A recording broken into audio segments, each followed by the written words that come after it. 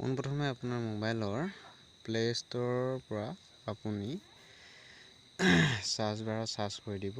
ইয়াত search M S Word, যিটো মোৰ ওলাই আছে এম এছ ৱৰ্ড সাৰ্চ কৰিব। সাৰ্চ কৰাৰ পিছতে আপুনি ইয়াত দেখিবলৈ পাৰিব মাইক্ৰ'ছফ্ট ৱৰ্ড, যিটো আপুনি ইনষ্টল কৰি ল'ব আৰু ইনষ্টল কৰি অ'পেন কৰি ল'ব। মোৰ যিহেতু ইনষ্টল কৰি থোৱা আছে, গতিকে অ'পেন কৰি লৈছোঁ। আপোনালোকে এইটো অ'পেন কৰি ল'ব।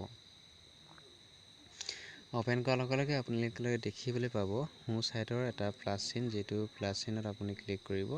ক্লিক কৰাৰ লগে লগে আপোনালোকে দেখিবলৈ পাব কেইবাখনো পেজ, যিকেইখন পেজৰ সহায়ত আপোনালোকে টাইপ কৰিব পাৰিব। আপোনালোকে প্ৰশ্ন কাকত যিহেতু টাইপ কৰিব বিচাৰিছে, গতিকে ব্লেংক ডকুমেণ্ট এখন লৈ লওক। ব্লেংক ডকুমেণ্টত ক্লিক কৰাৰ লগে লগে ইয়াত আহি গৈছে যিকেইখন আমি ব্লেংক পেজ আহিছে। ব্লেংক পেজত অহাৰ লগে লগে আপুনি পেপাৰৰ ছাইজটো পোনপ্ৰথমে ছিলেক্ট কৰি লওক। পেপাৰৰ ছাইজ কিমান কৰিব। সোঁ ছাইডে কীবৰ্ডৰ ওপৰতে এটা ত্ৰিভুজৰ আকৃতিৰ চিন দিয়া আছে, যিটো চিনত আপুনি ক্লিক কৰক। ক্লিক কৰাৰ লগে লগে আপোনালোকে দেখিবলৈ পাব কেলিবাৰী। ইয়াত আছে আখৰৰ ছাইজটো 11 আছে। এইটো 11ৰ সলনি আপোনালোকে যিমানখিনি ছাইজৰ বনাব পাৰিব। আচলতে মোবাইলত আমি যদি মোবাইলত DTP কৰিব বিচাৰোঁ বা টাইপ কৰিব বিচাৰোঁ, তেতিয়াহ'লে 11 আৰু 16 ল'লে ভাল হয়।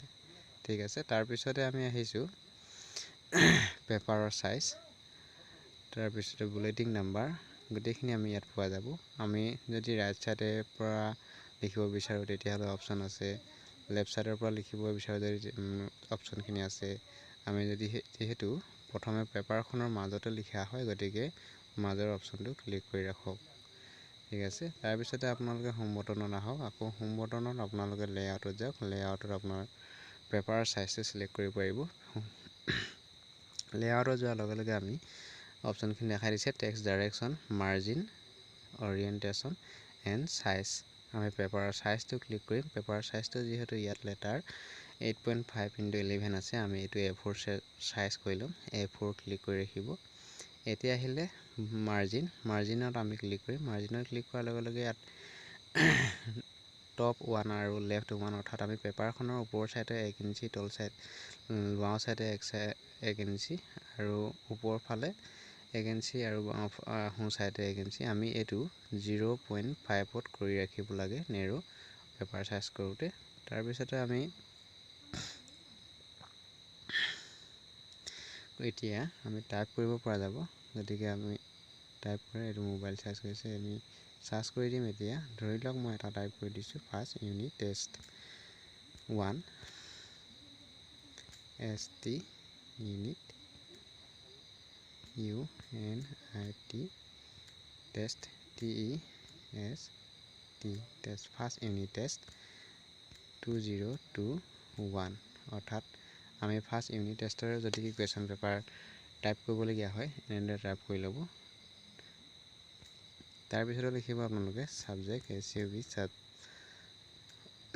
ছাবজেক্টটো আমি ফুল কমা দি চমুকৈ লিখিব পাৰোঁ। এনেকৈ ছাবজেক্ট লিখিব, ধৰি লওক ইংলিছ ENGLISH ইংলিছ। তাৰপিছতে আপোনালোকে লিখিব ক্লাছ CLA ক্লাছটো লিখাৰ লগে লগে আপোনালোকে লিখি দিব কোনটো ক্লাছৰ কাৰণে আপুনি কুৱেশ্যন পেপাৰখন বনাইছে। যিহেতু মই 6ৰ বনাইছোঁ, গতিকে 6 লিখি দিব পাৰোঁ আৰু এটা আখৰে লিখিব পাৰোঁ 6 লিখাৰ আগতে ব্ৰেকেট ক্ল'জ কৰি লিখিম SIX ব্ৰেকেট ক্ল'জড।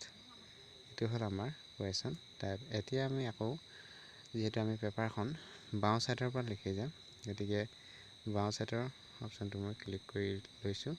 এতিয়া আমি বাওঁ ছাইডে আহি গ'ল। মই জুম বেক কৰি দেখাই দিছোঁ পেপাৰখন, অৰ্থাৎ কুৱেশ্যন পেপাৰখন। ইয়াৰ আগতে আপোনালোকে লিখিব পাৰিবা টাইমো লিখিব পাৰিবা। তাৰপিছতে ফুল মাৰ্ক লিখিব পাৰিবা। ইয়াত ধৰি লোৱা টাইম লিখিব বিচাৰিছে TIME টাইম। ফাৰ্ষ্ট ইউনিট টেষ্টৰ যিহেতু 50 মাৰ্ক থাকে, গতিকে ইয়াত 2 hours বুলি লিখিব পাৰে। চ' ইউ আৰ 2 hours আৰু স্পেচ দি গৈ থাকিব। নেক্সট এটা লিখিব পাৰিব আপোনালোকে। এতিয়া স্পেচ দি যাব, স্পেচ দি আপোনালোকে লিখিব লেফ্ট সাইডত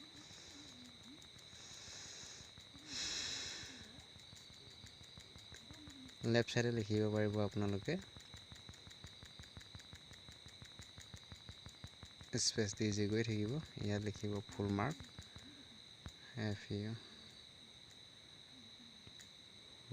মাৰ্ক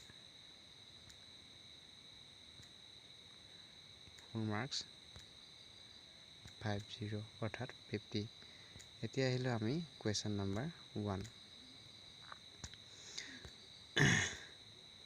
কুৱেশ্যন নাম্বাৰ 1 এতিয়া আপোনালোকে প্ৰশ্ন লিখিব পাৰে ধৰি লোৱা মই এক্সাম্পল হিচাপে লিখি দিছোঁ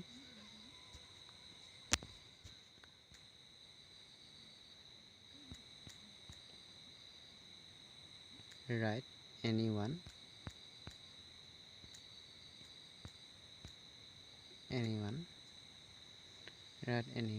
question answer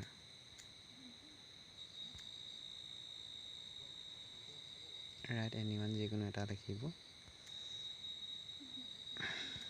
এতিয়া তলত বি অপশ্যনটো আহি আছে গতিকে ইয়াত লিখিব আপোনালোকে এ অপশ্যনটো লিখি দিব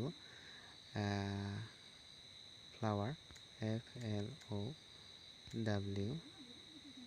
ফ্লাৱাৰ ফুলৰ বিষয়ে লিখিব পাৰিব ঠিক তেনেকৈ আপোনালোকে কুৱেশ্যন পেপাৰখন মোবাইলতে DTP কৰি ৰাখিব পাৰিব আৰু হয়তো আপুনি স্ক্ৰীনশ্বটো কৰিব পাৰে নতুবা আপুনি ছেভ কৰি ল'ব পাৰে ইয়াত কৰি অৰ্থাৎ ওপৰৰ ফালে আকৌ দেখাই দিছোঁ ওপৰৰ ফালে 3টা ডট আছে 3টা ডটত ক্লিক কৰি আপুনি শ্বেয়াৰ কৰিব পাৰে ছেভ কৰিব পাৰে ছেভ এছ কৰিব পাৰে অৰ্থাৎ শ্বেয়াৰ কৰিলে আপুনি কাৰোবাৰ মেইলতো পঠাই দিব পাৰে বা হোৱাটছএপতো পঠাই দি পেপাৰখন DTP কৰি ল'ব পাৰে এইটোৱে আছিল আজি ভিডিঅ' যিটোৰ দ্বাৰা আপোনালোকে মোবাইলতে প্ৰশ্ন পেপাৰসমূহ টাইপিং কৰি আপোনালোকে মেইলৰ যোগে পঠাই প্ৰিণ্ট আউট কৰি উলিয়াই ল'ব পাৰিব